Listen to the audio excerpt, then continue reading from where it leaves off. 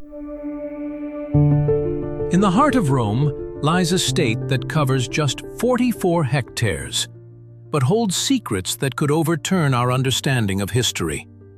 The Vatican is not just the spiritual center of the Catholic Church. Beneath its majestic cathedrals and palaces lies a parallel world, a labyrinth of underground passages, sealed rooms, and secret chambers that no outsider has set foot in for centuries. What lies there?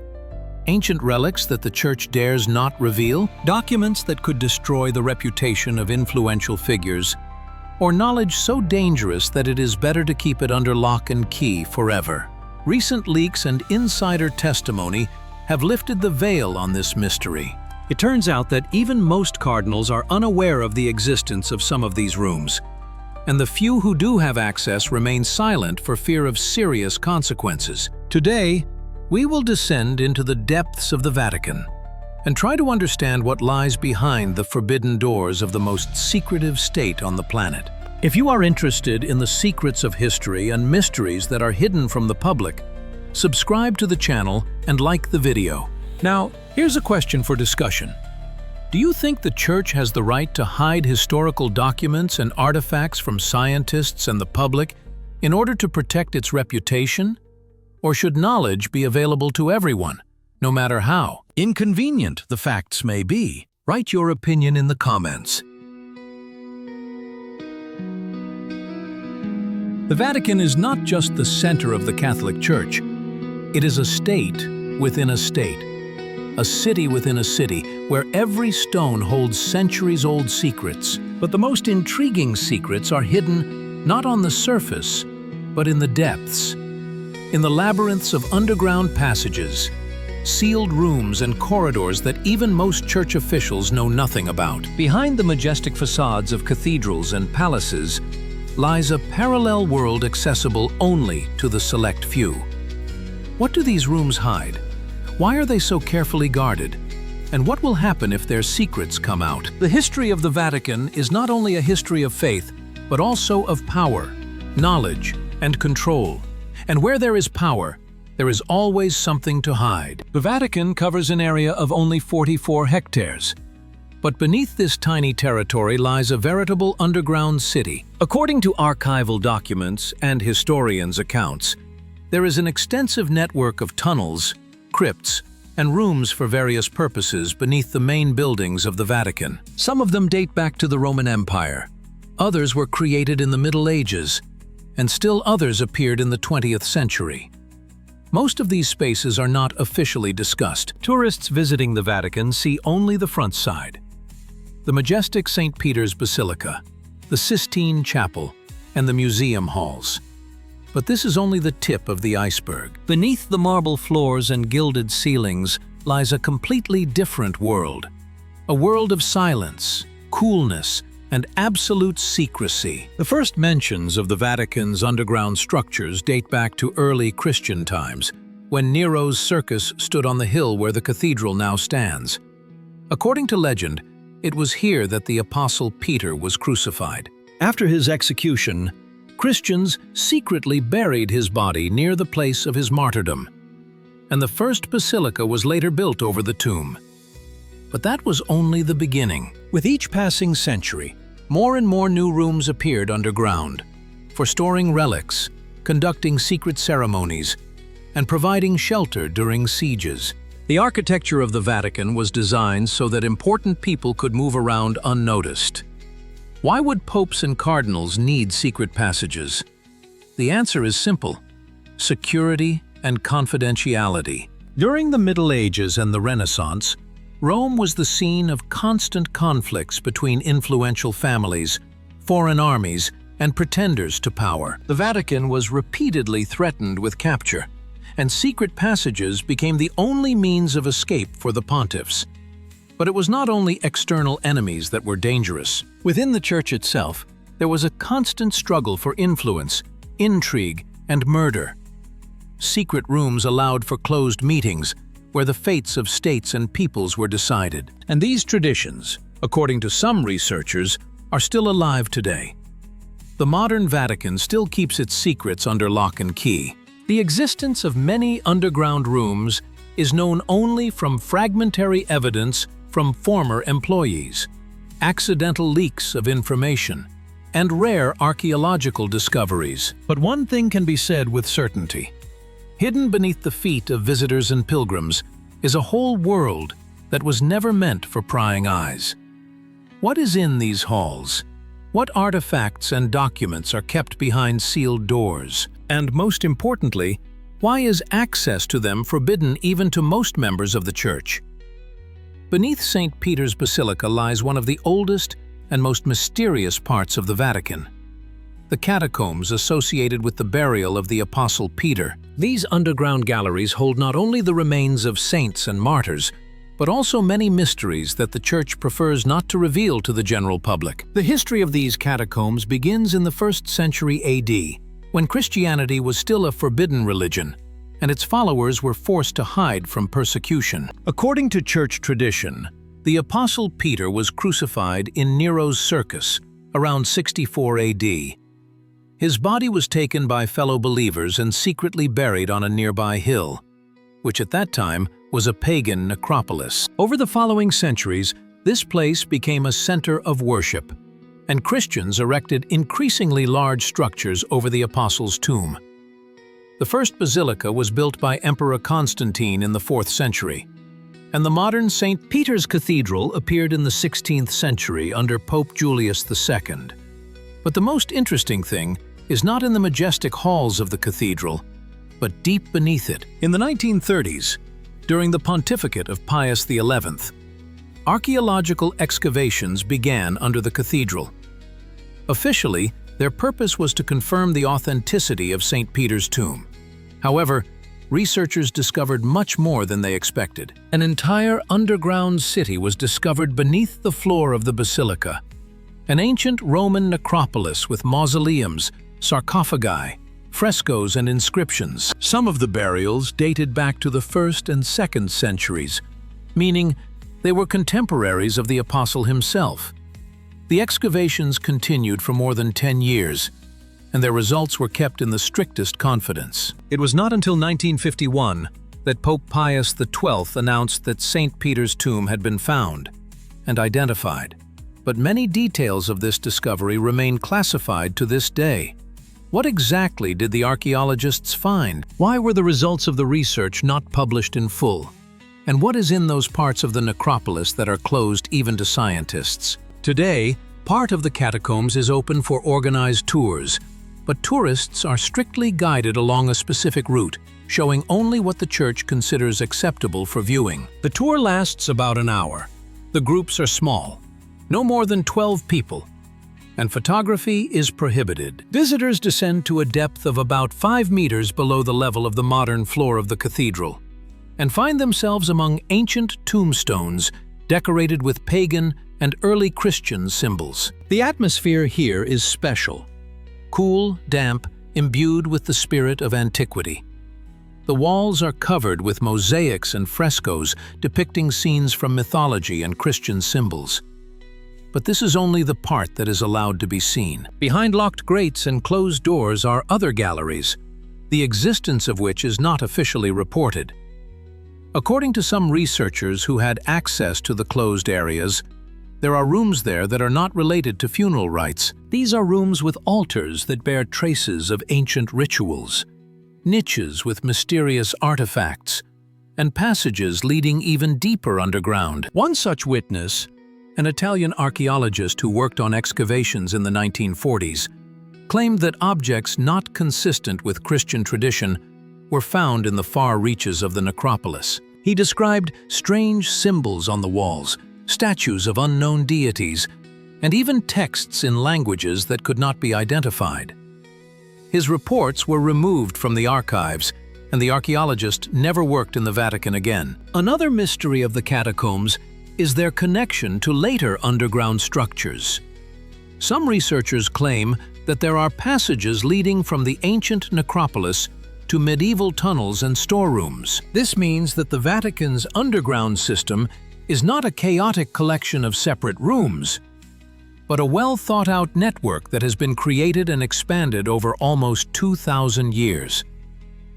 Why was such a system needed? One version is that it was necessary for the secret movement of important persons and valuables in times of danger. Another, less official version says that the underground passages were used for secret ceremonies and for storing artifacts that were not to be seen by the uninitiated.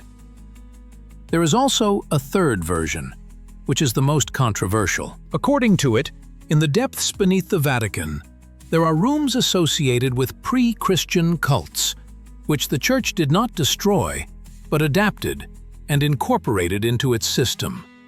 Which of these versions is closer to the truth? Perhaps the truth lies somewhere in the middle, or perhaps all three versions are correct at the same time. But one thing is certain: the catacombs of St. Peter's hold far more secrets than the official Church is willing to admit. Among all the secrets of the Vatican, the most famous, and at the same time the most mysterious, are the secret archives, officially known as the Apostolicum Archivum Secretum Vaticanum. Although they were renamed the Apostolic Archives in 2019, the old name better reflects their essence. This repository contains documents covering more than 1,000 years of the history of the Church, states, and civilizations. However, not all of the papers are available to researchers, and some sections are closed forever. The archives are located in a special building next to the Vatican Library. The total length of the shelves exceeds 85 kilometers. The documents are stored under strictly controlled conditions, at a certain temperature and humidity, in windowless rooms with security systems worthy of a bank vault. Only accredited researchers have access to them, and even they can only study what the administration allows. Requests to visit must be submitted in advance, specifying the specific research topic and list of documents. It is not possible to simply show up and ask to see something interesting. Moreover, there is a rule: documents dated after a certain year remain closed. Until recently, this limit was 1939, but under Pope Francis, access was opened up to 1945. This means that everything related to World War II and the activities of Pope Pius XII can now be studied. However, documents from the later period remain under lock and key. Why? The official explanation is the need for time to process and systematize the materials, as well as to protect the private information of living people. Unofficial versions suggest that these papers contain information that could damage the reputation of the Church or its individual representatives. But even those documents that are formally accessible are not always available. Researchers encounter bureaucratic obstacles, refusals without explanation, or statements that the requested materials have been lost or are undergoing restoration. Some scholars wait years for permission to study specific cases, only to be denied or given access to heavily redacted copies. What could be stored in the inaccessible sections of the archives? There are many theories. One of the most popular concerns the Church's correspondence with various governments and secret societies. It is known that for centuries the Vatican maintained diplomatic and secret ties with royal houses, revolutionaries, Freemasons, and even occult organizations.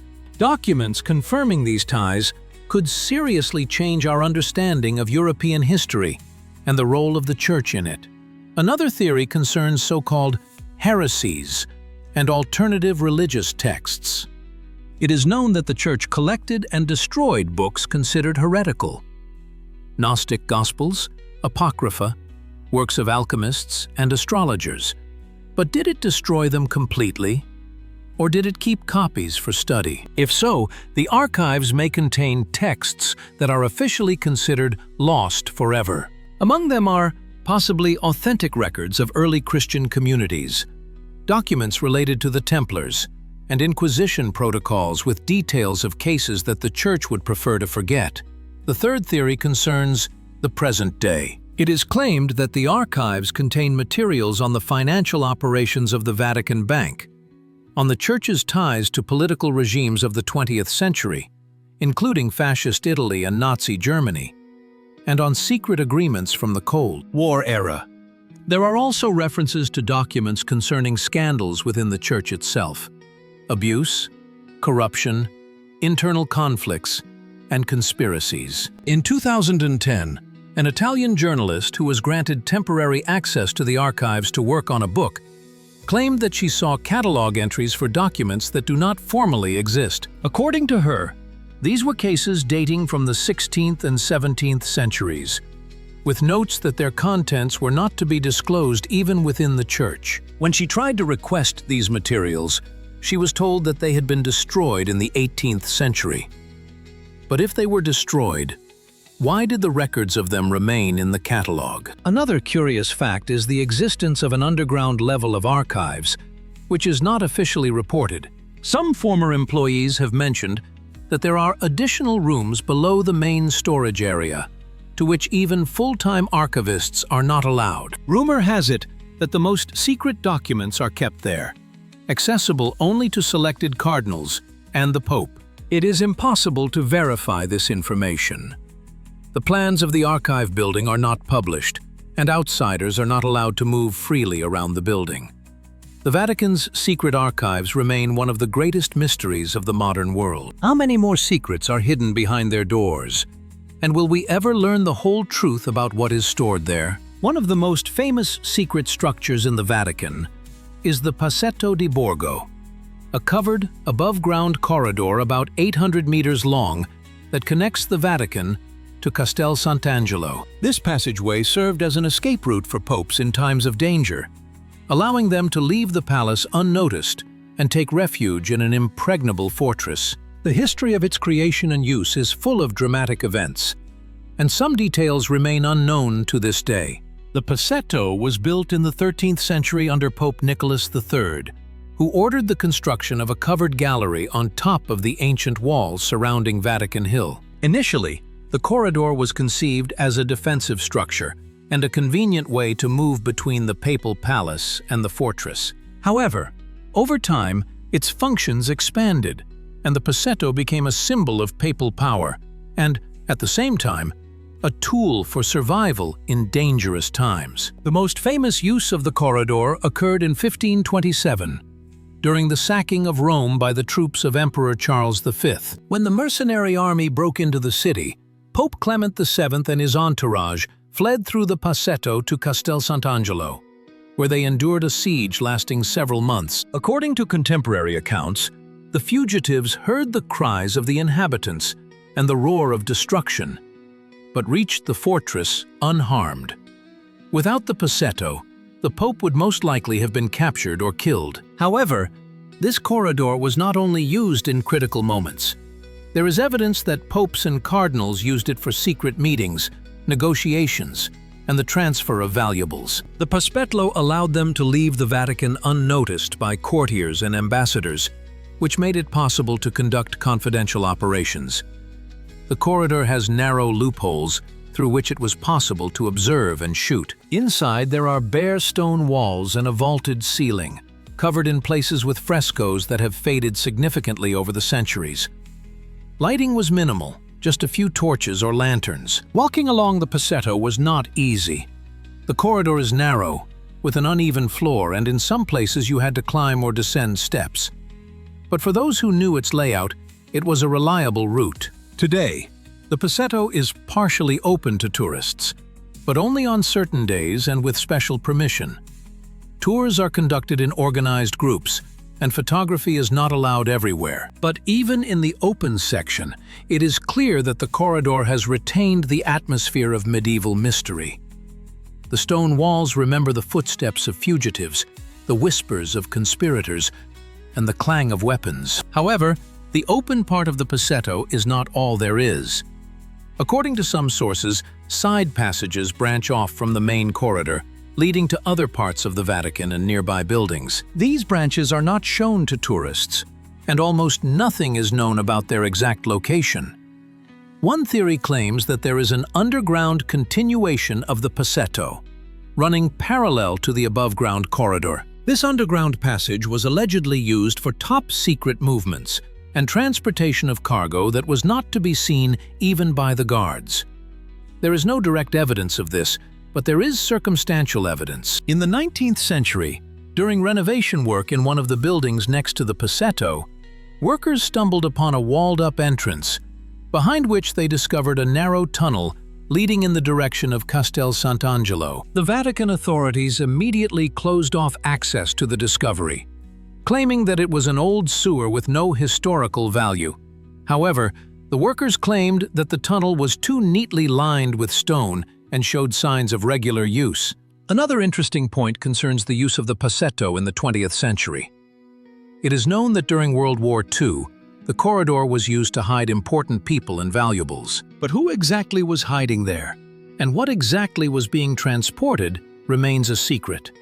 Some historians claim that not only church relics were transported through the passetto, but also refugees. Jews fleeing the Nazis, members of the resistance, and even war criminals whom the church helped to hide after the war. It is difficult to confirm this information, as the archives from that period were closed until recently, and many documents appear to have been destroyed. Another mystery of the passetto is its possible connection to other underground structures. According to some accounts, there are hidden exits from the corridor into tunnels that lead not only to Castel Sant'Angelo, but also to other parts of Rome. This would make the passetto not just a corridor, but a hub of an entire underground transport network. Why would such a network be needed? Perhaps to ensure communication between various ecclesiastical and secular structures, for the secret transportation of goods and people, or to create escape routes in case of disaster. The Passetto di Borgo remains a living testimony to an era when the power of the Church depended not only on spiritual authority, but also on the ability to survive in a world of intrigue and violence. But how many more secrets do its walls hold? Castel Sant'Angelo, the Castle of the Holy Angel, was originally built as a mausoleum for the Roman Emperor Hadrian in the 2nd century AD. Over the course of nearly 2,000 years, it has served as a tomb, a fortress, a prison, and a papal residence.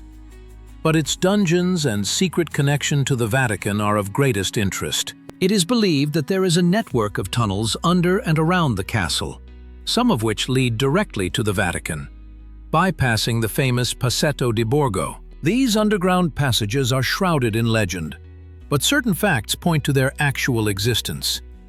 Castel Sant'Angelo is located on the right bank of the Tiber, about a kilometer from the Vatican. The massive round tower is visible from afar, dominating the surrounding buildings. The walls at the base are several meters thick, which made the castle virtually impregnable. Inside is a labyrinth of corridors, halls, chambers, and staircases. But the most interesting rooms are underground. The castle's underground passages include ancient galleries, medieval dungeons, and later storage rooms. Some of them are open to visitors, but most are closed for safety or preservation reasons. Officially, it is claimed that many passages have been filled in or destroyed by time. However, there is evidence that some tunnels are still functional and are used for unknown purposes. One of the first mentions of underground passages dates back to the 6th century, when Pope Gregory the Great allegedly saw a vision of the Archangel Michael above the castle, heralding the end of the plague epidemic. Since then, the fortress has been called Castel Sant'Angelo. But there is another, lesser-known legend that the Pope, while in the castle, discovered a passage leading to ancient catacombs where the relics and texts of the early Christians were kept. This passage allegedly still exists today, but the entrance to it has been bricked up. In the Middle Ages, the castle was used as a refuge for popes during wars and uprisings. It is known that several pontiffs spent months there under siege, but still had access to food and information. Where did they get their supplies if the castle was surrounded? One version is through underground tunnels that connected the fortress to the Vatican and other parts of the city.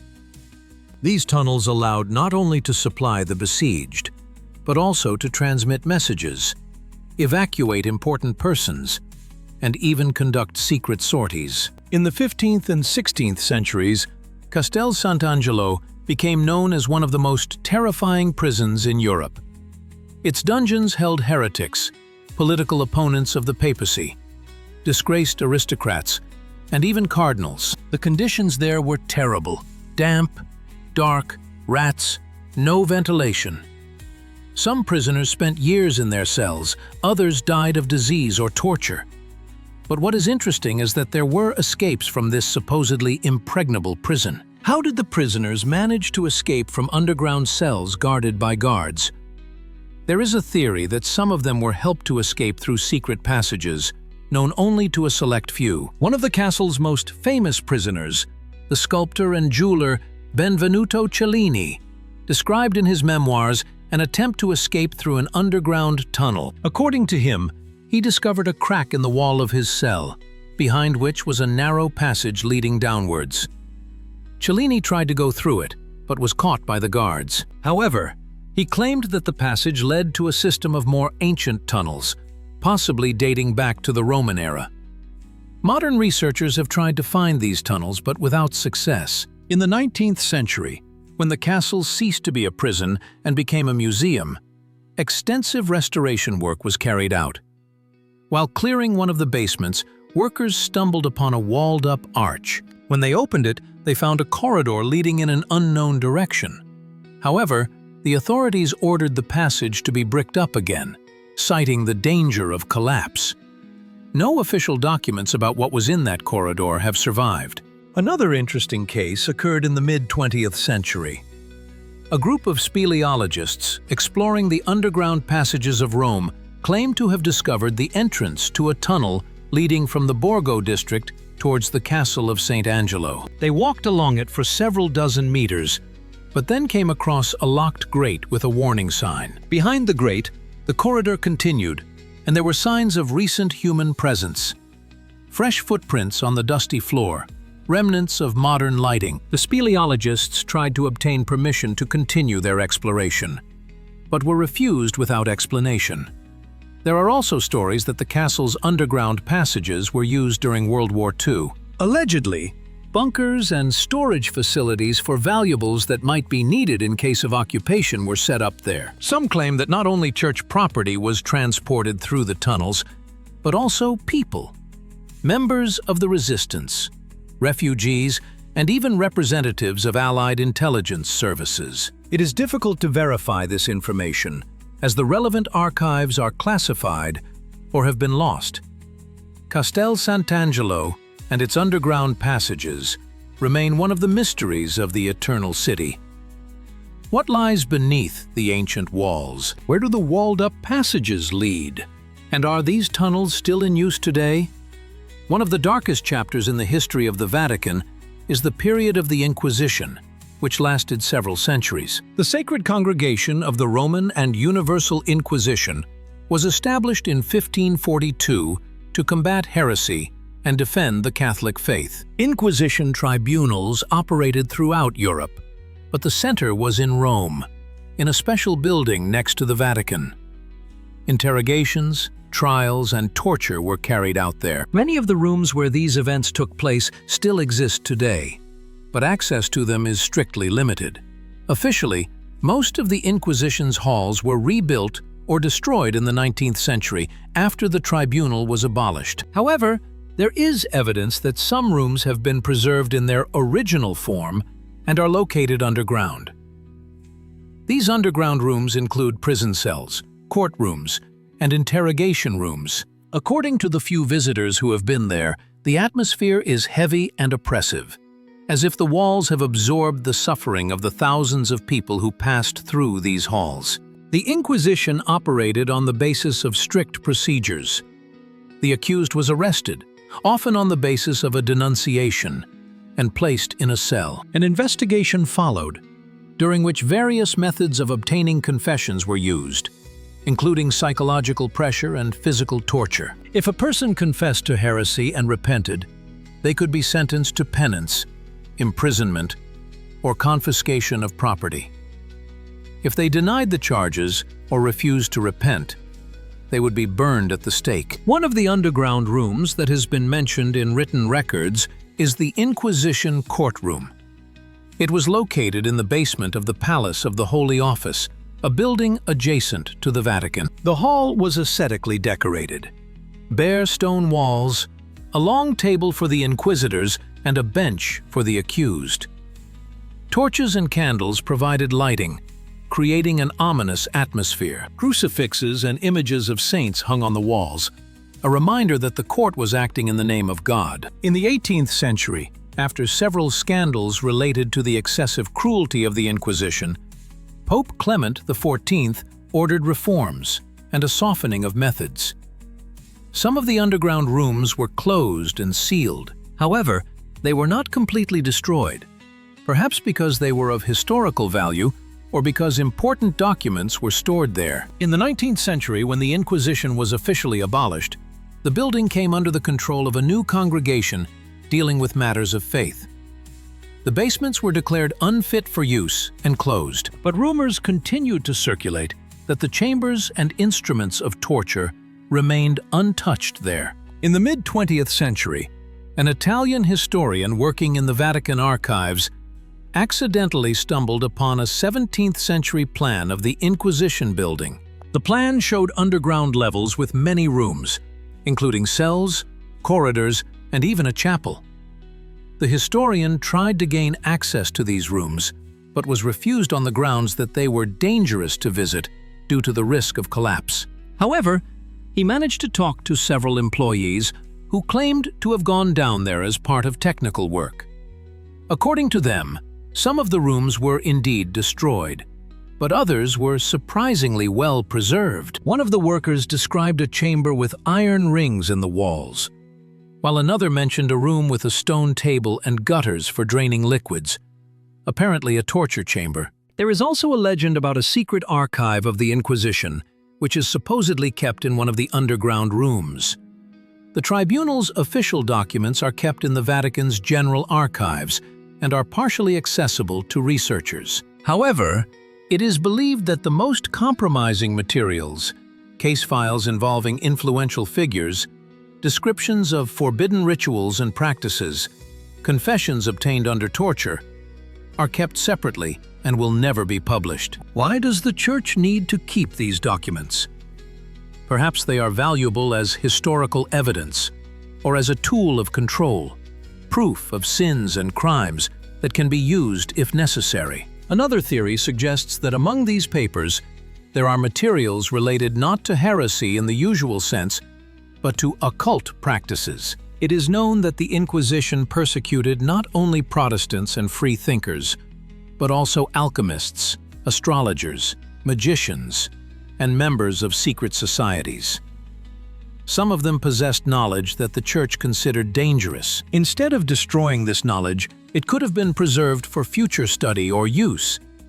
In the early 2000s, a group of Italian journalists attempted to investigate the fate of the Inquisition's underground chambers. They interviewed former Vatican employees, studied archival building plans, and even hired specialists with ground-penetrating radar to survey the area. The results showed the presence of voids and structures underground that matched the descriptions in historical documents. However, when the journalists requested official permission to conduct archaeological work, they were refused without explanation. Moreover, shortly after the publication of an article with preliminary results, pressure was exerted on the journalists and the project was shut down. The rooms of the Inquisition remain one of the Vatican's darkest secrets. What is hidden in these forgotten dungeons? Are there traces of the suffering of thousands of people? And what documents lie in sealed chests, waiting for their hour to come? Beneath St. Peter's Basilica, in addition to the catacombs known to tourists, there is an even more ancient necropolis, a huge underground cemetery that goes down several levels. This place holds many mysteries related to early Christianity, pagan cults, and archaeological finds that are not officially publicized. The necropolis is a veritable city of the dead, where not only Christians but also pagans and representatives of various cults and religions are buried.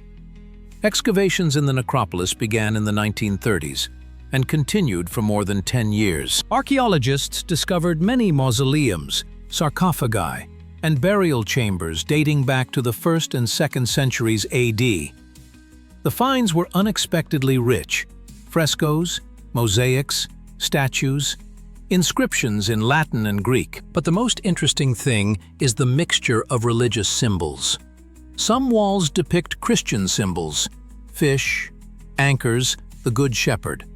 Others show pagan gods, scenes from mythology, symbols of the cults of Mithras and Isis. This indicates that in the early centuries, Christianity and pagan religions coexisted, and the boundaries between them were blurred. Some of the burials belonged to wealthy Roman families who practiced syncretic cults, a mixture of different beliefs. Archaeologists have found mausoleums where Christian symbols coexisted with images of the unconquered sun and other pagan deities. This calls into question the official version of early Christian history, according to which the transition from paganism to the new religion was clear and unambiguous. In reality, the process was much more complex and contradictory. Of particular interest is the so-called Red Wall, a structure under which, according to church tradition, lies the tomb of the Apostle Peter. During excavations, archaeologists found the remains of an elderly man under this wall, which corresponds to descriptions of the last years of the Apostle's life. However, it is impossible to definitively identify them as Peter's remains. Moreover, other burials were found nearby, which raises questions. How was it determined which bones belonged to the Apostle? The Church declared them authentic, based on tradition and circumstantial evidence, but the scientific community remains skeptical. Another mystery of the necropolis is the discovery of rooms that were clearly not intended for burial. These are small halls with altars that bear traces of fire and sacrifices. One theory is that these were sanctuaries where secret rituals were performed. Some researchers believe that these rituals may have been related to mystery cults, closed religious practices that were widespread in the Roman Empire. The mysteries promised the initiated special knowledge and salvation of the soul after death. Christianity borrowed a lot from these cults: the idea of resurrection, sacred meals, baptism. Perhaps there were places in the necropolis under the cathedral where rituals combining elements of different religions were performed. In the 1950s, after the main excavations were completed, part of the necropolis was open to visitors, but access is strictly regulated. Tours are only possible by appointment, groups are small, and photography is prohibited. But this is only a small part. The most presentable mausoleums and passageways.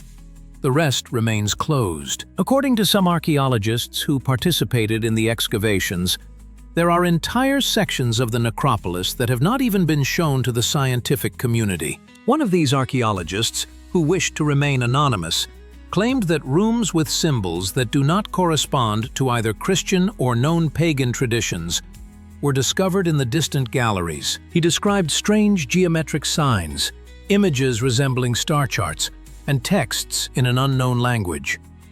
When he tried to photograph the findings, he was forbidden to do so, and his equipment was confiscated. Subsequently, these rooms were sealed, and their existence is not mentioned in official reports.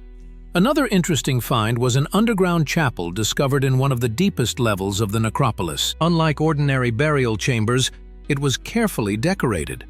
The walls were covered with frescoes, the floor was laid with mosaics, and in the center was a stone altar. The frescoes depicted scenes that can be interpreted as Christian, but with unusual details. For example, the figure of Christ was surrounded by symbols resembling solar signs, and the apostles held objects similar to ritual staffs in their hands. This chapel was closed to visitors immediately after its discovery, and nothing is known about its fate. There is also information that the necropolis contains artifacts that the Church does not wish to publicize. These are items associated with pagan cults and occult practices.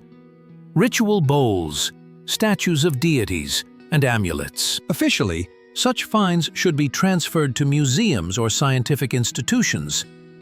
But some of them, apparently, remained in the Vatican's vaults. Why? Perhaps because their public display would raise uncomfortable questions about the continuity of Christianity and pagan religions. The necropolis beneath St. Peter's Basilica is not just a cemetery. It is a multi-layered historical structure where cultures, religions, and eras are intertwined. Each level holds its own secrets, and not all of them are ready to be revealed by the Church. The Apostolica Vaticana Biblioteca, or Vatican Apostolic Library, is one of the largest and oldest book repositories in the world. Founded in the 15th century by Pope Nicholas V, it contains more than 1.5 million printed books, 80,000 manuscripts, and hundreds of thousands of engravings, maps, and other documents. However, not all of this wealth is available to researchers. There are closed sections of the library about which almost nothing is known, and to which only a select few have access. What is kept in these forbidden halls? Officially, the library is open to scholars from all over the world, but with significant restrictions. To gain access, you must provide recommendations, a description of your research topic, and a specific list of materials you plan to study. You cannot simply come and browse the catalog. Moreover, many sections of the catalog are inaccessible. They exist only in manuscript form and are stored in staff rooms. This means that a researcher may not even know about the existence of certain documents if the librarians do not deem it necessary to mention them.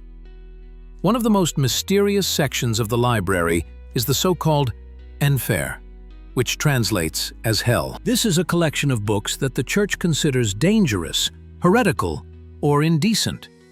It includes works on magic, alchemy, astrology, banned religious texts, and works considered immoral. Access to Enfer is virtually impossible. Even renowned scholars are denied access without explanation.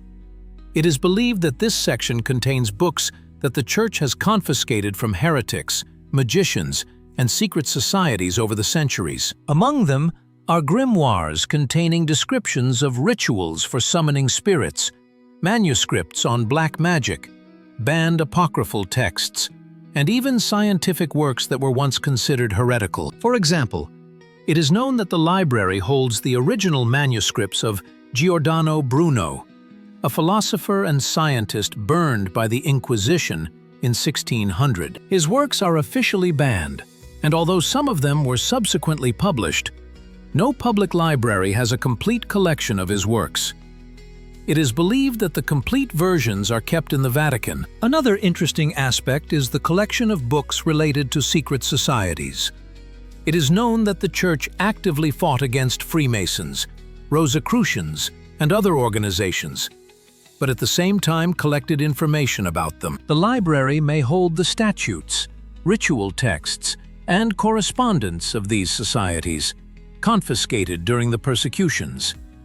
These documents are of enormous historical value, but remain inaccessible. In the early 2000s, an American historian studying European alchemy was granted permission to work in the library. He requested several alchemical treatises dating from the 16th century. A few days later, he was informed that the requested manuscripts were undergoing restoration and would be unavailable for an indefinite period of time. The historian waited several months but never gained access. He later learned from one of the librarians that these texts were not available to researchers at all, according to a decision by the library's senior management. The reason remains unknown. There are also rumors of an underground level of the library, where the most secret materials are stored. There is no official mention of such a level, but there are references in the diaries of some 19th century scholars who claim to have seen a staircase leading down from one of the halls. Only senior librarians and cardinals were allowed to go down there. What is there? One version is that it is a repository for original documents, of which only copies are kept in the main halls. Another version is that it contains materials that are too dangerous or scandalous to be kept even in closed sections. Another mystery of the library is the disappearance of some documents. It is known that medieval catalogs mention manuscripts and books that are missing from modern lists. Some of them may have been lost as a result of fires, theft, or negligence. But there are also those that disappeared under strange circumstances. For example, a 16th century catalog mentions a manuscript called Liber de Angelis Tenebrarum, the Book of Dark Angels. It was a treatise attributed to one of the medieval magicians. rumored to contain descriptions of forbidden rituals. In the 18th century catalog, this book is still listed, but with a note that it is in a special storage facility. It is not listed in modern catalogs at all. Was it destroyed, or was it simply removed from the lists, but continues to be stored somewhere in the depths of the library? The Vatican Library also holds documents related to political events of recent centuries. Among them is correspondence between the Church and various governments, including the controversial periods of World War II and the Cold War. Some of these materials have been declassified, but many remain closed. It is believed that there may be documents that shed light on the Vatican's role in helping war criminals, its connections with the intelligence services of various countries, and financial transactions that the Church would prefer to keep secret. The Vatican Library is not just a repository of knowledge. It is a place where history, religion, politics, and secrecy are so intertwined that it is impossible to separate them. How many more secrets do its halls hold? And when, if ever, will we learn the truth? The Vatican is not only the spiritual center of the Catholic Church, but also an independent state with its own economy and financial system. At the heart of this system is the Institute for Religious Works, better known as the Vatican Bank. But beyond its official operations, there is a shadow side. Underground vaults where, according to rumors, treasures accumulated over centuries are stored, along with assets of dubious origin. What exactly is hidden in these safes? And why is access to them so strictly restricted? The Vatican Bank was founded in 1942 during World War II. Officially, its task is to manage the finances of the church and religious organizations. However, for decades, the bank has been at the center of scandals involving money laundering, corruption, and ties to criminal groups. In the 1980s, one of the biggest scandals erupted. The case of banker Roberto Calvi, who was found hanged under a bridge in London. Calvi ran Banco Ambrosiano, which was closely linked to the Vatican Bank. After his death, it emerged that billions of lira had passed through these financial structures, some of which were linked to the mafia and political organizations. The Vatican denied any involvement, but the investigation proved otherwise. Where were the money and valuables that passed through these schemes stored? One version is that they were kept in underground vaults that are not listed in official documentation. According to testimony, these vaults are located under the Vatican's administrative buildings and are connected to the bank premises by underground corridors. Only senior officials and special security personnel have access to them. Inside, according to rumors, there are safes containing not only cash, but also gold bars, precious stones, works of art, and documents confirming ownership of various assets. In addition, it is believed that assets belonging to Holocaust victims may be stored there, as well as property confiscated by the Church from heretics and other opponents over the centuries. In the 1990s, a Swiss journalist investigating the Vatican's financial transactions claimed to have received information from an anonymous source inside the bank. According to this source, there is a heavily guarded bunker under the main building of the Institute, which can only be accessed via a special elevator with biometric access. The bunker has several levels, each designed for different types of assets. The top level contains modern financial documents and electronic data storage. The middle level contains physical valuables such as gold and jewelry. The bottom level contains historical artifacts and documents of particular importance to the Church. The journalist tried to verify this information, but was met with complete silence from officials. After the article was published, he was pressured and forced to leave the country. Another aspect of the secrets of bank vaults is related to the so-called rat trails, a network of routes along which Nazi criminals fled after World War II. It has been documented that some representatives of the Church helped these people obtain documents and leave for South America. But the question arises, what did they take with them? Many of the fugitives had considerable funds looted during the war. There is a theory that some of these funds ended up in the Vatican in exchange for help in escaping. If so, where are they stored? It is logical to assume that they are in those very underground vaults, which are inaccessible to outsiders. In the early 2000s, the Vatican carried out several reforms of the banking system in an attempt to increase the transparency of operations. New reporting rules were adopted, and controls over suspicious transactions were tightened. However, critics argue that these are only cosmetic measures and that the real mechanisms of shadow operations remain intact. Underground vaults are not mentioned in any official documents, and it is impossible to verify their existence. There is also a theory that the Vatican's bank vaults store not only material valuables, but also information. Documents compromising influential politicians, businessmen, and even members of the church itself. This information can be used as a tool of influence and control. In a world where knowledge equals power, such an archive is of enormous value. The Vatican has always been not only a religious, but also a political force, and the existence of such an archive fits perfectly into the logic of maintaining influence. In 2012, there was a leak of documents known as VatiLeaks. The published materials revealed details of internal intrigues, financial abuses, and corruption. However, most of the documents concerned superficial issues. Deeper secrets, it seems, remained undisclosed. Many observers believe that the leak was deliberately limited. Someone on the inside decided to show only the tip of the iceberg, without touching the truly dangerous materials. The Vatican's bank vaults remain one of the greatest financial mysteries of our time. How much wealth has been accumulated there? What secrets do the documents in the sealed safes hold? And what is the true price of silence for those who have access to these underground chambers? World War II was one of the most tragic periods in human history, and the Vatican found itself at the center of these events. Rome was occupied by German troops, and Pope Pius XII pursued a cautious policy, trying to maintain neutrality. But behind the scenes, events were taking place that were not publicly discussed for a long time. One such event was the creation of a system of tunnels and bunkers under the Vatican, designed to provide shelter in case of bombing and for secret activities.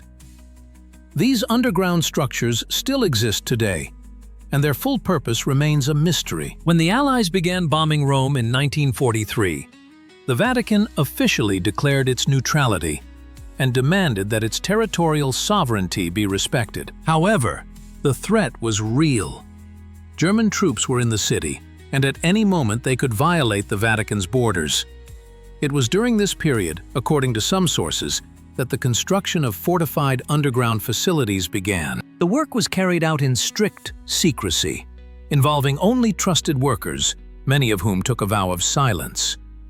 The main bunker was located under the papal apartments and was connected to other parts of the Vatican by a system of tunnels. Inside, there were living quarters, food and water storage rooms, ventilation, and communication systems. The bunker could accommodate several dozen people and provide them with autonomous living conditions for several weeks. But it was not just a shelter. It also housed rooms for storing valuables and documents that needed to be protected in case of occupation. What exactly was stored in these rooms? Officially, it was church relics and important archival materials. However, there is evidence that other items were also moved there. Works of art that could have fallen prey to the occupiers, gold reserves, and possibly documents related to the church's activities during the war. In addition, it is believed that people passed through these tunnels, those whom the church was hiding from persecution. It has been documented that the Vatican helped save Jews and members of the Italian resistance by providing them with shelter. But there were others, those whose fate is controversial. After the war, it became clear that some Nazi and fascist figures had received help from church structures and managed to hide. Were underground tunnels used for this purpose? There is no direct evidence, but circumstantial evidence points to this possibility. One of the most controversial episodes is the story of Croatian Ustasha leader Ante Pavelić, who was responsible for mass killings during the war. After the collapse of the regime, he fled and hid for several years before emigrating to Argentina. According to some sources, he spent part of his time under the protection of church structures, and it is possible that he hid in secret rooms in the Vatican. After the war, the bunkers and tunnels were not abandoned. During the Cold War, when the threat of nuclear conflict seemed real, they were modernized and equipped with new equipment. Radiation protection systems were installed, water and food supplies were replenished, and additional evacuation routes were created. These structures became part of the Vatican leadership's overall survival strategy in the event of a global catastrophe. There are also references to the underground rooms being used for meetings between the intelligence services of various countries. Thanks to its neutral status, the Vatican could serve as a venue for secret negotiations between hostile parties. Soviet and American agents allegedly met on neutral territory, and one such place was the underground rooms where no one could eavesdrop on their conversations. It is impossible to verify this information. If such meetings did take place, they were not documented. At the end of the 20th century, an Italian journalist specializing in World War II history attempted to gain access to archives related to the Vatican's wartime period. He was interested in documents about underground structures and their use. He managed to find several references in construction reports from the 1940s, but the details were missing. When he requested additional materials, he was told that they were either lost or located in a section closed to researchers. The journalist also tried to interview former Vatican employees from that period, but most of them refused to talk, citing an oath they had once taken. One elderly man who agreed to an anonymous interview said that during the war he worked in the technical service and went down into the underground rooms to maintain the ventilation systems. According to him, there were not only bunkers, but also rooms that looked like prison cells or isolation wards. When asked who they were intended for, the old man replied that he did not know, but he had seen guards at these doors. The wartime tunnels remain one of the Vatican's mysteries, associated with the most controversial period in its history. What happened in these underground chambers? Who exactly was hiding there? And what decisions were made in secret rooms protected by meters of stone and earth? The Middle Ages were an era not only of religious wars and crusades, but also of scientific flourishing, albeit in a specific form. Alchemy, astrology, and other occult disciplines occupied the minds of scientists and monks. The Church officially condemned many of these practices as heresy, but secretly showed interest in them itself. According to some sources, there were laboratories in the depths of the Vatican, where experiments related to alchemy, the manufacture of medicines, and even attempts to create the Philosopher's Stone were carried out. These rooms may have survived to this day, but access to them is closed, and their existence is not officially recognized. Alchemy arose at the intersection of philosophy, chemistry, and mysticism. Alchemists sought not only to transform base metals into gold, but also to achieve spiritual enlightenment, find the elixir of immortality, and understand the nature of matter. In the Middle Ages, many alchemists were monks or priests. They combined religious faith with scientific research. The Church had an ambivalent attitude toward alchemy. On the one hand, it was considered suspicious, close to magic. But on the other hand, many high-ranking clergymen secretly patronized alchemists and even conducted experiments themselves. In the 13th and 14th centuries, several monk scholars known for their alchemical works served in the Vatican. One of them was Raymond Lull, a philosopher and mystic who is credited with writing many texts on alchemy. Although the authenticity of his authorship of many works is disputed, the fact remains that such texts existed and were kept in church libraries. Where were the experiments described in them carried out? It is logical to assume that they were carried out in specially equipped rooms, hidden from prying eyes. Some historical documents mention rooms in the basements of the Vatican palaces that were used for scientific and medical purposes. In an era when medicine was closely linked to alchemy, The manufacture of medicines required special equipment, furnaces, stills, and containers for storing reagents. These laboratories had to be located in well-ventilated rooms to avoid poisoning from fumes. Underground rooms were ideal for such purposes. In the 16th century, during the pontificate of several humanist popes, interest in alchemy and the occult sciences reached its peak. It is known that Pope Leo X patronized scientists and artists, many of whom were fascinated by esoteric knowledge. During that period, the Vatican may have had not only libraries with forbidden texts, but also functioning laboratories where experiments were conducted. One piece of evidence for the existence of such premises is the diary of an Italian monk, discovered in the 19th century. The monk served at the papal court in the early 16th century and described visiting an underground laboratory where several scientists were working on creating a certain substance. He did not understand exactly what they were doing, but mentioned strange smells, complex equipment, and symbols inscribed on the walls. The diary is kept in a European museum, but its authenticity is disputed by official science. In the 17th century, the Church intensified its fight against heresy and occultism, and many alchemical laboratories were closed.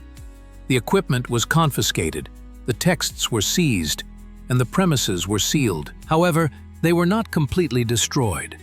Perhaps because they were of historical value, or perhaps because someone wanted to preserve the possibility of resuming experiments in the future. There are also legends that one of the laboratories holds the Philosopher's Stone, a legendary substance capable of turning metals into gold and granting immortality. Rational science does not recognize the existence of such a substance, but in the Middle Ages and the Renaissance, many educated people believed in its reality. If one of the alchemists really created something that was considered the Philosopher's Stone, the Church could confiscate it and hide it as too dangerous an artifact. In the early 20th century, a French occultist researching the history of alchemy claimed to have found references to a Vatican laboratory in one of the medieval grimoires. According to this text, the laboratory was located under a chapel and was connected by a secret passage to the papal apartments. The occultist tried to find this place using old plans, but without success. Either the information was inaccurate or the passage had been bricked up. In the modern Vatican, alchemical laboratories are not mentioned. The official position of the Church is that alchemy was a delusion of the past, and the Church never seriously engaged in such practices. However, historical documents and circumstantial evidence suggest otherwise. Alchemical laboratories did exist, and it is possible that their remains are still somewhere in the underground, waiting to be discovered. The conclave is the process of electing a new pope, which takes place after the death or resignation of the previous pontiff. The cardinals gather in the Sistine Chapel, where they cast their votes in strict secrecy. But the ceremony itself is only the visible part of the process. Behind the scenes of the conclave, meetings, negotiations, and deals take place that determine the future of the Church. Special rooms in the Vatican, known to few, are used for these secret discussions. These conclave halls are places where real political struggles unfold. Officially, during the conclave, the cardinals are isolated from the outside world.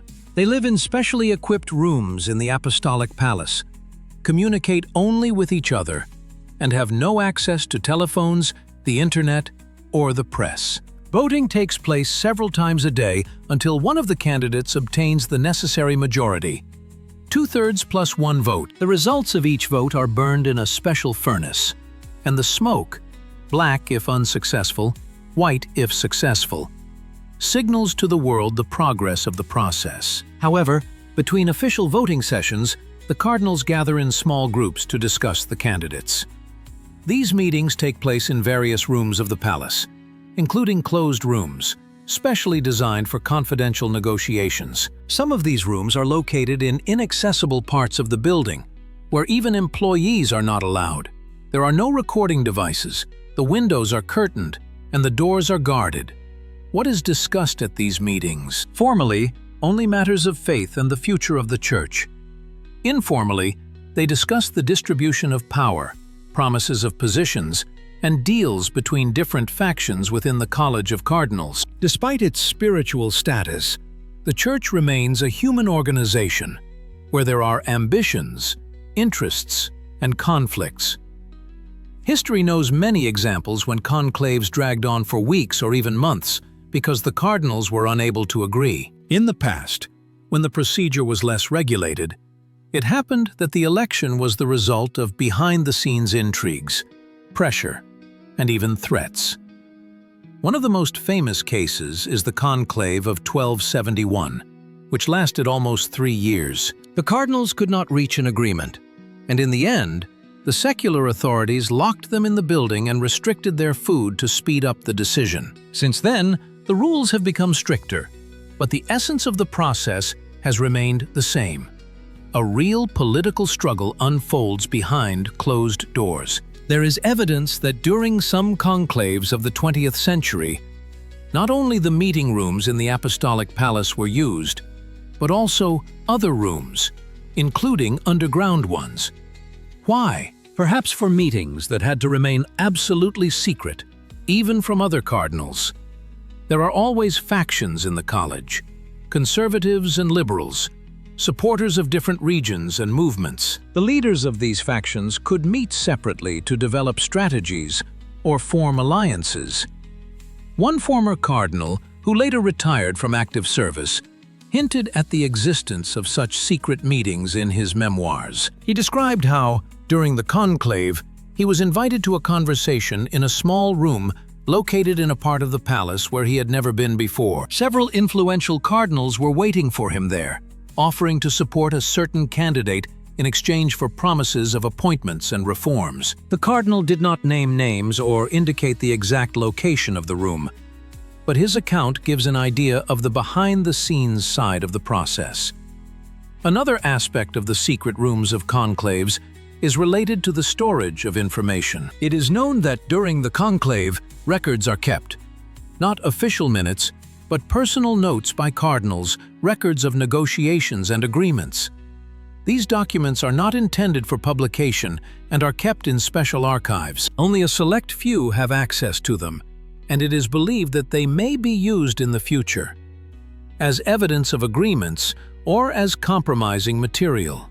Where are these documents kept? It is logical to assume that they are kept in the very secret rooms associated with the conduct of conclaves. In 2013, a rare event occurred. Pope Benedict XVI voluntarily abdicated the throne. The ensuing conclave was one of the shortest in modern history. The new pope, Francis, was elected in just 2 days. This surprised observers, as the process usually takes longer. Some commentators suggested that the candidate had been agreed upon in advance, even before the official conclave began. If so, where did these preliminary negotiations take place? Perhaps in those very closed rooms about which almost nothing is known. The conclave rooms remain one of the mysteries of the modern Vatican. Where exactly are they located? What happens behind their doors? And what decisions, determining the fate of billions of believers, are made in these rooms hidden from view? In recent decades, there have been several high-profile leaks of information related to the Vatican. The most famous was the VatiLeaks scandal in 2012, when Pope Benedict XVI's personal butler handed over confidential documents to journalists, revealing internal intrigues, financial irregularities, and power struggles in the upper echelons of the Vitter Church. But these documents only touched on superficial issues. Much more intriguing were the separate testimonies of insiders who claimed that there were rooms in the Vatican's underground that even most cardinals did not know about. These discoveries and leaks gave new impetus to conspiracy theories about secret rooms. One of the first high-profile statements was an interview with a former Vatican Technical Service employee, published in an Italian newspaper in the late 1990s. The man, who had worked there for more than 20 years, claimed that during renovation work, he accidentally discovered a door that was not on the official building plans. When he tried to open it, a security guard appeared and ordered him to leave the room immediately. Later, he was summoned to the management and sternly warned never to return to that part of the basement. and not to talk about what had happened. After retiring, he decided to break his silence, but was unable to provide any evidence. There were no photographs, and he either did not remember or did not want to reveal the exact location of the door. Another incident occurred in the early 2000s. A group of restorers was working on restoring frescoes in one of the old buildings of the Vatican. While cleaning the wall, they discovered a walled-up arch behind a layer of plaster. When they reported this to the project management, work in this area was immediately stopped. The workers were asked to sign a non-disclosure agreement, and the section of the wall was restored as if nothing had been found. One of the restorers later spoke about this anonymously in an interview, explaining that there was apparently a passage behind the arch, but where it led remained unknown. In 2010, an Italian paranormal researcher claimed to have received information from an anonymous source within the Vatican about the existence of an underground hall called the Hall of Shadows. According to this source, the room is located at a great depth and is used to store artifacts that the Church considers too dangerous for public display or scientific study. These are items related to the occult, demonology, and forbidden practices. For example, original grimoires, ritual objects confiscated from magicians and Satanists, and even relics whose origin the Church cannot explain. The researcher claimed that the source described the exact location of the hall, but when he tried to verify the information, he was denied access to the relevant building plans. Moreover, shortly after these statements were published, he was pressured and forced to abandon further research. In 2016, there was an incident that received less publicity, but was no less intriguing. During excavation work to lay new utilities on land adjacent to the Vatican, workers stumbled upon brickwork that turned out to be part of an old tunnel. The tunnel was partially collapsed, but the visible part led in the direction of the Vatican buildings. The authorities immediately stopped the work, cordoned off the area, and conducted their own investigation. It was officially stated that these were the remains of an ancient Roman sewer system, with no historical value. The tunnel was filled in, and the area was paved over. However, one of the workers later told reporters that he had seen signs of modern use inside the tunnel. Electrical wires and metal structures that were clearly not from the Roman era. Another piece of evidence came from a former Swiss guard who served in the Vatican in the 1980s. In an interview given after his retirement, he mentioned that during night shifts, he had seen several times how high-ranking cardinals, accompanied by security guards, descended into the basement, where ordinary staff were forbidden to enter. When he asked a senior officer what was there, the officer replied briefly that they were service rooms, not related to security. The guard emphasized that this happened late at night, which seemed strange to him for ordinary official business. In 2018, an anonymous publication appeared on the internet whose author claimed to have worked as an archivist in the Vatican. He described how he was once assigned to deliver documents to a room marked on the internal map simply as Camera Noctis, the night room. It was a small library located in the basement of one of the buildings, where texts in various languages were stored, many of which he could not identify. There were also objects resembling ritual artifacts. The archivist emphasized that the atmosphere in the room was extremely unusual, heavy, and oppressive. After that visit, he was never sent there again, and when he tried to find out more, he was made to understand that it was better not to ask questions. All these testimonies have one thing in common.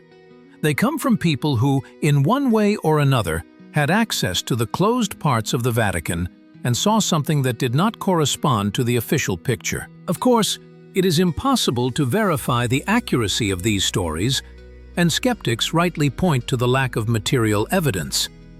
But the cumulative evidence makes one wonder, is all this just fiction? Or are there really rooms hidden behind the walls of the world's most secretive state that the world should not know about?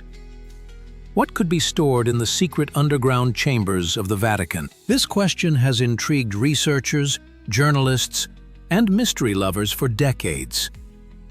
There are many theories, ranging from rational to completely fantastical. Let's look at the most common versions, based on historical facts, circumstantial evidence, and logical assumptions. The first category of possible artifacts is religious relics whose authenticity is questionable, or which are too controversial to be displayed publicly. Over the centuries, the Church has collected thousands of relics. Pieces of the true cross, nails from the crucifixion, the crown of thorns, fragments of saints' clothing, and the remains of martyrs. Many of these items are on display in churches and museums. But there is a theory that the most controversial relics are kept separately. For example, there are artifacts that, according to scientific research, have been found to be fakes or of dubious origin, but have been revered by believers for centuries. The Church cannot simply declare them to be fake without undermining people's faith, so it prefers to remove them from circulation and store them in secret rooms. The second category is artifacts associated with other religions and cults. It is known that during the Crusades, the Crusaders brought back from the Middle East not only Christian relics, but also items associated with Judaism, Islam, and pagan cults. Some of these artifacts could have been of historical or spiritual value, such as ancient manuscripts, ritual objects, and works of art. The Church could not destroy them completely, but did not want to display them publicly. They could have been placed in storage for future research, or simply as evidence of history. The third category is banned texts and books. In addition to the well-known Enfer section of the library, there may be separate storage facilities for particularly dangerous texts. These are grimoires, books of magic containing instructions for summoning demons, curses, and other occult practices.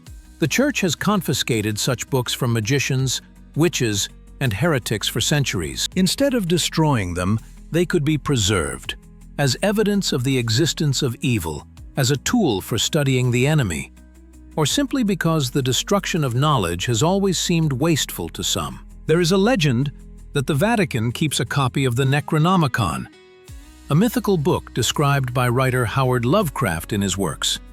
Rationally minded people understand that the Necronomicon is a literary invention, but the legend persists. Perhaps it is based on the real existence of some ancient text with a similar name or content, which is indeed kept in the Vatican basements. The fourth category is historical documents that compromise the Church or influential figures. These may be materials related to crimes committed by Church hierarchs, financial fraud, or secret agreements between the Vatican and political regimes. For example, documents about collaboration with Nazis or fascists, about helping war criminals escape, about ties to the mafia. Such materials are extremely valuable as a means of control and influence, and their disclosure could cause a serious scandal. The fifth category is scientific and technical artifacts. During the Renaissance, many inventors and scientists worked under the patronage of the Church. Leonardo da Vinci, Galileo Galilei, and other geniuses created not only works of art, but also technical devices, many of which were ahead of their time. Some of these inventions could have been confiscated by the Church as too dangerous or heretical. For example, it is known that Galileo created not only telescopes, but also other devices, the fate of which is unknown. Could they have ended up in the Vatican's archives? The sixth category is items related to secret societies.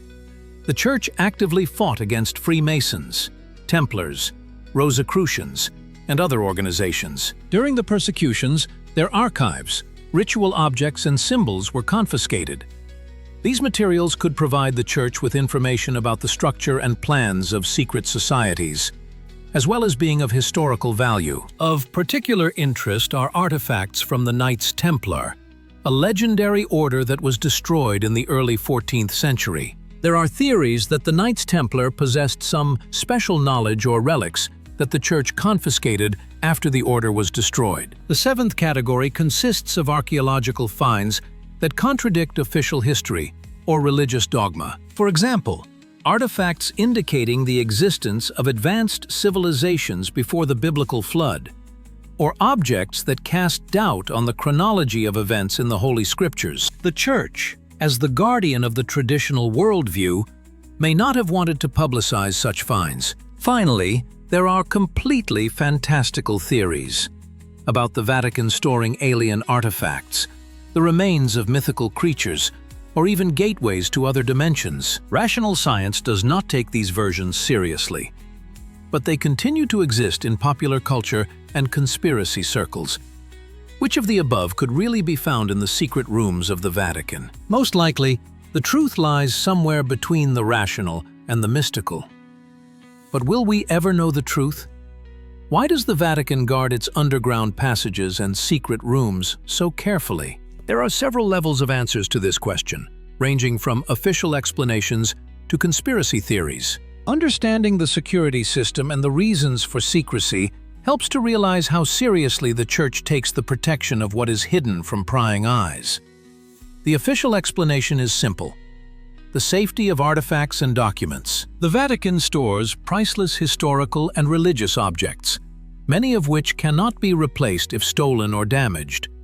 Therefore, access to the vaults is strictly regulated. Only specially trained personnel can work with the most valuable materials, and visitors are only allowed in certain areas under strict supervision. In addition, many rooms are in a condition that is dangerous to visit due to the risk of collapse, poor ventilation, or other technical problems. However, this explanation does not answer all questions. Why are some rooms not marked on the plans? Why are even world-renowned scientists denied access to certain materials without explanation? Why do witnesses to accidental discoveries sign non-disclosure agreements? All of this suggests that the reasons for secrecy go beyond simple protection of valuables. The second explanation concerns the reputation of the Church. Throughout its history, the Vatican has been involved in many controversial events, from the Crusades and the Inquisition to financial scandals and political intrigues of the 20th century. Many documents and artifacts stored in the underground vaults may contain information that casts a shadow on the Church or its individual representatives. The publication of such materials could cause scandals, lawsuits, and a loss of trust among believers. Therefore, the Church prefers to keep these materials under lock and key, granting access only gradually and selectively. The third explanation is related to religious considerations. The Church believes that some knowledge and artifacts can be spiritually dangerous to the uninitiated. This applies to occult texts, objects related to magic and demonology, as well as materials that could shake one's faith. The Church sees itself as the protector of the souls of believers, and concealing potentially harmful information is seen as an act of spiritual care. The fourth explanation is political. The Vatican is not only a religious organization, but also a state with diplomatic relations around the world. For centuries, the Church has played the role of mediator in conflicts, gathering information and concluding secret agreements. Much of this material is still relevant today. Its disclosure could damage international relations or compromise living people. Therefore, access to such documents is restricted for decades, if not forever. The fifth explanation concerns the internal politics of the Church. The Vatican is a place of constant power struggles between different factions, national groups, and religious movements. Information is a weapon in this struggle. Those who control access to secret materials wield considerable power. Compromising documents can be used to put pressure on opponents, to forge alliances, and to manipulate. Therefore, the system of secrecy is maintained not only to protect against external threats, but also as an instrument of internal control. The Vatican underground security system is multi-layered. The outer perimeter is guarded by the Swiss Guard, an elite unit that has served the Vatican since the 16th century. But internal security is provided by other structures, the Vatican Gendarmerie and Special Security Services, about which little is known. These services are responsible for guarding the most secret facilities, including underground rooms. Access to restricted areas is controlled by a system of passes, biometric identification, and video surveillance. Some rooms are protected by reinforced doors that can only be opened with the permission of several officials at the same time. The so-called two-key principle. This ensures that no one person can access secrets alone. In addition to technical security measures, there is also a psychological barrier, a culture of silence. Everyone who works in the Vatican and has access to secret information takes an oath not to disclose what they have learned. Violation of this oath is considered not only a disciplinary offense, but also a sin. For a believer, this is a serious deterrent. In addition, information leaks are punishable by dismissal, legal prosecution, and social ostracism. Finally, there is a conspiracy theory explanation, according to which something so important or dangerous is hidden in the Vatican's underground chambers that its disclosure could change the foundations of modern civilization. This could be evidence of an alternative history of humanity, contact with non-human civilizations, or knowledge about the nature of reality that does not correspond to modern science and religion. Proponents of this version believe that the Church is part of a global system of information control, and the Vatican is one of the repositories of its deepest secrets. Which of these versions is closer to the truth? Probably, the real reason for the Vatican's secrecy is a combination of all the factors listed above. The Church protects its values, reputation, political interests, and spiritual mission at the same time, and perhaps something more, about which we can only guess.